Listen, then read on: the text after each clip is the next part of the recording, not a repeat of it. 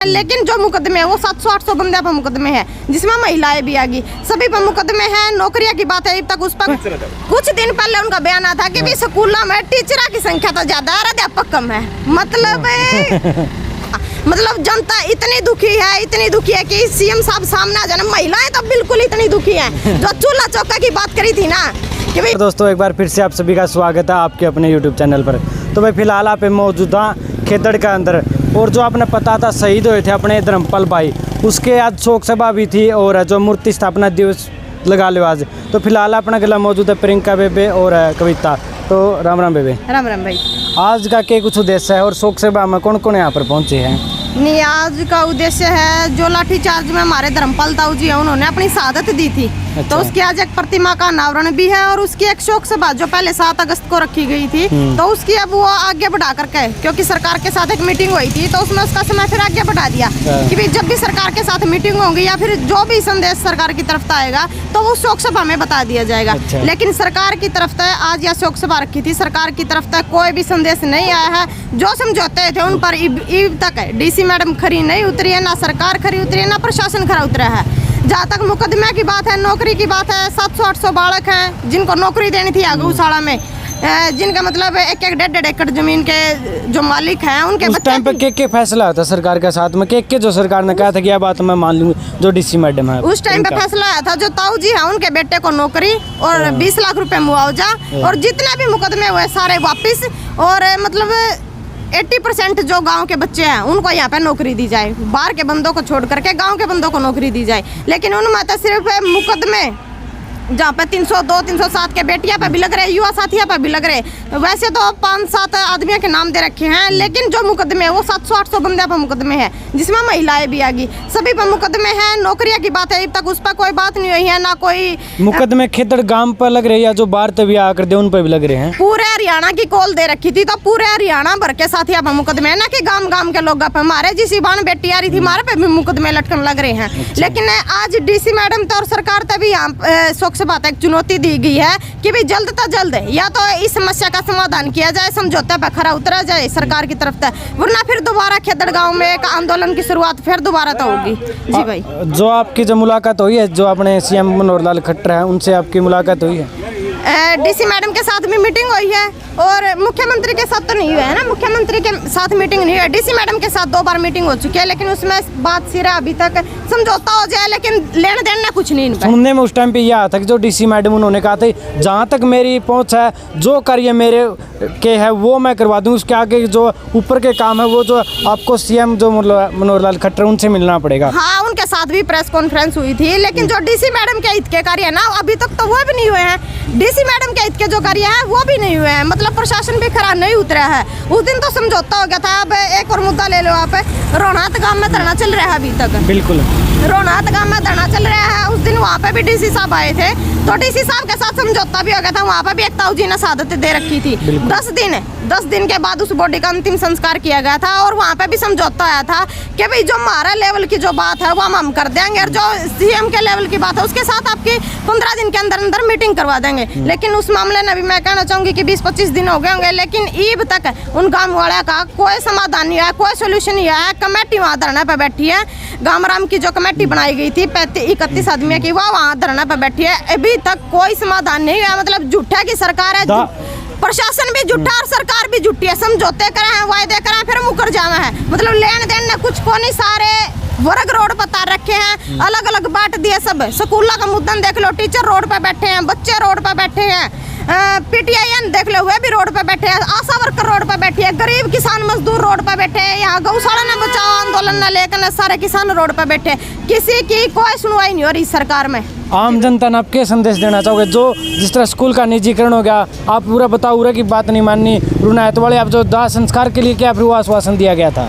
नहीं, यहाँ पे तो इस सरकार में तो किसाना पर लाठीचार्ज नहीं हो रहा है। यहाँ पे तो पंचकुला में देखो टीचरा पे भी लाठीचार्ज हो रहा है। मतलब जो शिक्षा की बात करा करती सरकार, बेटी बचाओ बेटी पढ़ाओ की सरकार बात करा करती, इस सरकार में ना बेटी बच पाई है ना शिक्षा के लिए कुछ है। 105 सरकारी स्कूल बंद कर दिया, तो कहाँ से शिक्षा लाएगी सरकार? और गौ माता के बड़े बड़े नारे दिए थे सरकार ने। आज लाखों गौ माता जिस तरह कूड़े के ढेर पड़े ना, इस तरह गौ माता के मृत ढेर पड़े हैं।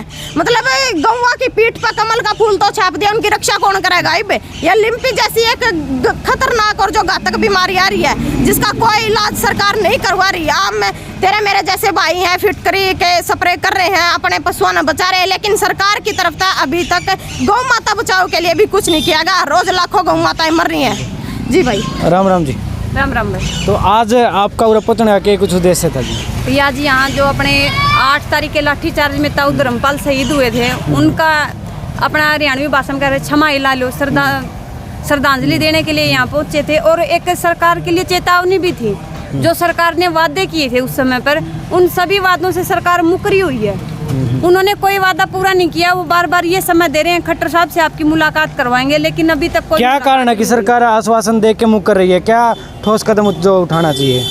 भाई सरकार का देखो, सबको पता है, जो अपने यहाँ पे IPS IAS अधिकारी बैठे हैं ना, उनके साथ क्या आता है, वो ऊपर बात करते हैं, वो कहते हैं ठीक है तुम कर दो, वो हमें आश्वासन दे देते हैं। और अपने हरियाणा में ना एक बात, हरियाणा में नहीं पूरे भारत में भी, आप विश्वास पे मरिया करा, आप विश्वास करके उठ लिया भाई कोई बात नहीं, इतना समय दे दिया उन्होंने, हो जाएगा।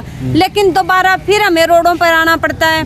कहीं का भी मुद्दा ले लो आप, किसान आंदोलन देखे आपने 1.25 साल, उन्होंने बोला भी है ना सारे मुकदमे खारिज कर दिए जाएंगे, लेकिन अभी तक भी लोगों के घर पे सम्मन आ रहे हैं। दूसरी बात, MSP गारंटी देवांगे, आपने कोई कमेटी गठित कराएंगे, वो कमेटी नहीं गठित की। सरकार ने जितनी भी बातें बोली सारी झूठ बोल रही हैं। और अभी जो करंट का मुद्दा, एक चिराग योजना सरकार लेके आई है, उस चिराग योजना का मैं आपको बताना चाहती हूँ। जो बच्चा सरकारी स्कूल में पढ़ेगा 500 रुपये उसको अपने घर से देने पड़ेगी, और जो बच्चा प्राइवेट स्कूल में पढ़ेगा उसको प्रोत्साहन राशि के रूप में 1100 रुपये सरकार देगी। मतलब सरकारी स्कूल जो है बंद करवाना चाहती है? बिल्कुल, आपने देखो 105 स्कूल तो कर दिए बंद, अभी औरों का भी नंबर आना है। इस सरकार की क्या है, जो इन्होंने दिया था शिक्षा बचाओ बेटी पढ़ाओ बेटी बचाओ के जो नारे दिए थे, सरकार खुद ही उनको अपने आप से ही मिटाने वाली है।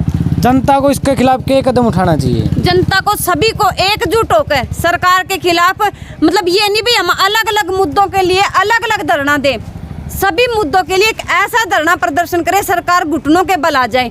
ये नहीं भी आज किसानी का मुद्दा अलग, आज शिक्षकों का मुद्दा अलग, आज बच्चों का मुद्दा अलग। आपको मैं बताना चाहती हूँ, जो बच्चे हैं जिन स्कूलों पर ताला लगा हुआ है, उन स्कूलों के बाहर बैठकर बच्चे शिक्षा के लिए खुद से स्ट्रगल कर रहे हैं। तो सरकार से पूछना चाहती हूँ, आपने जो ये इतना मतलब पैसा जो अपने खाते में रख लिया है और देश को कर्जवान घोषित कर दिया है, तो मैं ये पूछना चाहती हूँ वो पैसा कहाँ से है? आपने इतने बड़े बड़े जो उद्योगपति हैं उनके कर्जे माफ़ कर दिए, लेकिन किसानों के कर्जे माफ़ नहीं कर रही है सरकार। तो आप खुद समझो इस सरकार की फूट डालो और राज करो की नीति को। और अभी जो सरकार ने हमारे खेतों पे धान पे 20% टैक्स लगाया है, तो मैं सरकार से ये पूछना चाहती हूँ, आप फ्री में लेना चाहते हो क्या किसान को? मैं ये 1.25 साल पहले आपके घुटने टिकवाए थे, दोबारा फिर आपके घुटने टिकवाएंगे। ऐसा ना हो पहले की तरह सुबह 5 बजे जनता उठे भी ना और आप हाथ जोड़कर माफ़ी मांगो। तो आपके लिए अच्छा यही है, सभी मुद्दों को सही समझें और जनता के हित का कार्य करें, ताकि आने वाले समय में आप अपनी इज्जत बचा सकें। ना तो ये हरियाणा और भारत के लोग हैं ना, जहाँ जितने दमखम से यहाँ बनाते हैं ना, उतने ही दमखम से यहाँ मिटाने में का काम करते हैं। अपने उप मुख्यमंत्री दुष्यंत जी और जो है मनोहर लाल खट्टर को आप जो क्या कहना चाहोगे? मैं इन दोनों को ये कहना चाहती हूँ, सबसे पहले तो आप अपने हरियाणा की तरफ ध्यान दें। जो शिक्षा नीति को आपने लचर बना दिया है उसकी तरफ ध्यान दें, ताकि आने वाली पीढ़ी शिक्षित हो। और आप जो मनमानी कर रहे हैं, इस मनमानी का जवाब कागजों में दें।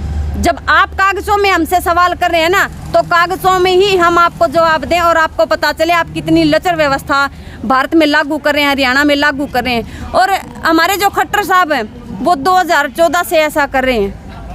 2014 में आए थे वो, उसके बाद लगातार मैं बताना चाहती हूँ सबसे ज़्यादा क्राइम अपने हरियाणा में करनाल सिटी में होते हैं, जिसे हम CM सिटी बोलते हैं। बिल्कुल, सबसे ज़्यादा क्राइम वो अपने ही जिले में क्राइम नहीं रोक सकते, वो पूरे हरियाणा को क्या काबू करेंगे? वो कैसे क्राइम? बेबी आपका क्या संदेश बताओ? खट्टर साहब को कहना चाहते हैं, वो शिक्षा क्या देंगे बच्चों को? क्या स्कूल मतलब खुलवाएंगे? उल्टा बंद करवा रहे हैं। उनको यही नहीं पता स्टूडेंट कौन होते हैं और अध्यापक कौन होते हैं। कुछ दिन पहले उनका बयान किस बेस पे कहो जी आप बात?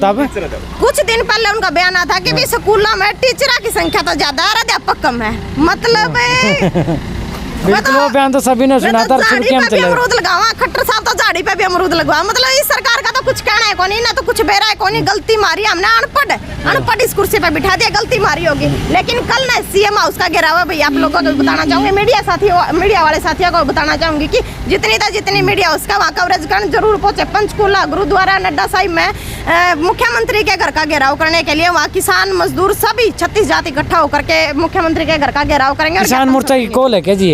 बिल्कुल संयुक्त मोर्चा की कॉल है। सारे किसान हरियाणा भर से किसान मजदूर इकट्ठे होंगे गुरुद्वारा नड्डा साहिब पंचकूला में, और वहाँ से फिर पैदल चलेंगे खट्टर के घर का घेराव करने के लिए। और जो दुष्यंत साहब हैं उनको भी मैं कहना चाहूंगी कि खट्टर साहब को भी कहना चाहूंगी कि आपको मतलब गलती तो हमारी अनपढ़ बिठा दिया, लेकिन फिर भी कहना चाहूँगा सुधर जाओ, वरना फिर आने वाला टाइम में ऐसा ना हो कि पंजाब वाला विधायक का आपने पता होगा ना क्या हाल हुआ था, कि ऐसा ना हो कि आपके साथ भी वही हाल करे ये जनता। मतलब जनता इतनी दुखी है कि सीएम साहब सामने आ जाना। महिलाएं तो बिल्कुल इतनी दुखी हैं। जो चूल्हा चौका की बात करी थी ना कि भाई प्रधानमंत्री तक भी चूल्हा चौका की बात करी थी, तो आज जो सिलेंडर 400 रुपया में था वो 1100 रुपया का सिलेंडर हो रहा है। घर की महिलाएं ने भी मतलब अपना घर का चूल्हा चौका चलाना औखा हो रहा है। तो कहना चाहेंगे सरकार ने या तो जल्द से जल्द सुधर जाओ, वरना 2024 से पहले जैसे दिल्ली के बॉर्डर घेरे थे ऐसे ही आंदोलन का एक और आगाज होने वाला है, जिसमें अध्यापक, गरीब मजदूर, टीचर सब कुछ मिलकर लड़ाई लड़ेंगे। और फिर ऐसा ना हो कि मोदी सरकार को माफी भी ना मिले। जी भाई धन्यवाद। तो भाई फिलहाल जो आपने सुन लिया विचार प्रियंका खरकराम सरपंच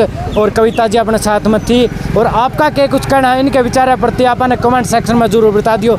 मिलते हैं जल्दी नई अपडेट के साथ, इतने के लिए जय जवान जय किसान।